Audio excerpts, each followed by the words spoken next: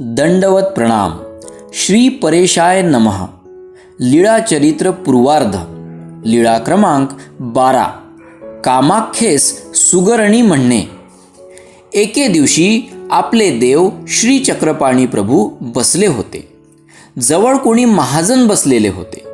तेव्हा देव अचानक हसत हसत टाळी वाजवीत उभे झाले व श्रीमुखात बोटे घातली. महाजनांनी विचारले, जीजी आपण श्रीमुखात बोटे का घातलीत? देवांनी म्हटले, काऊरळीची कामाख्या त्या बाईचे अचलपूरला वडे व पुऱ्या तळताना बोटे पोळलीत म्हणून तिने बोटे तोंडात घातली. त्याच वेळी आम्ही पण श्रीमुखात बोटे घातली व तिचे दुःख बंद केले. महाजनांनी तो दिवस व महिना लिहून पाठविला. तेव्हा कामाख्याने म्हटले, हो ही गोष्ट खरीच आहे, परंतु हे तुम्हाला कसे माहिती? महाजनांनी सांगितले, आम्हाला हे देवाने सांगितले. तिने म्हटले, त्या दिवशी तर देव येतेच होते. म्हणून तिलाही आश्चर्य वाटले आणि महाजनांनाही आश्चर्य वाटले. ह्या गोष्टीबद्दल पूर्वार्धात महदाईसाने आमच्या देवाला अर्थात श्री चक्रधर महाराजांना विचारले, जीजी ही गोष्ट खरी आहे काय? तेव्हा सर्वज्ञांनी म्हटले, हो बाई ही गोष्ट खरी आहे. कामाख्या उत्तम स्वयंपाक करू जाणत होती. पूर्वार्ध. लीळा क्रमांक 13. दाम्पत्यांची वाराणसीची यात्रा. एके दिवशी वाराणसीला सर्व यात्रेकरू निघाले. मात्र 1-2 जोडपी राहिली.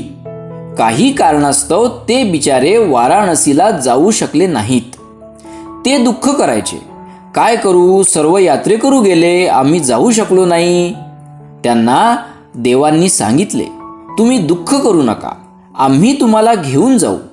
ज्या दिवशी पूर्वी गेलेले यात्रेकरू वाराणसीला पोहोचले त्याच दिवशी देवांनी या मागे राहिलेल्या जोडप्यांना वाराणसीला नेले.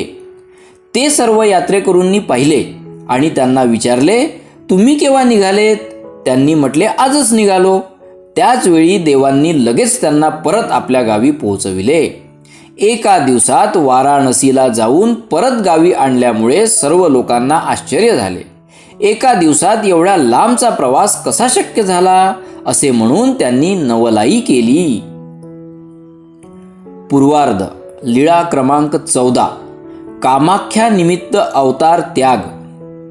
काऊरुळ म्हणजेच कामरूळ येथील कामाख्या श्री चक्रपाणी महाराजांची प्रसिद्धी ऐकून मुख्य भोगाच्या वासनेने द्वारकेला देवाकडे आली. परंतु देवाला तर व्रतस्थ राहण्याची प्रवृत्ती. ती तशीच 7 दिवसपर्यंत अहोरात्र तेथे ताटकळत उभी राहिली.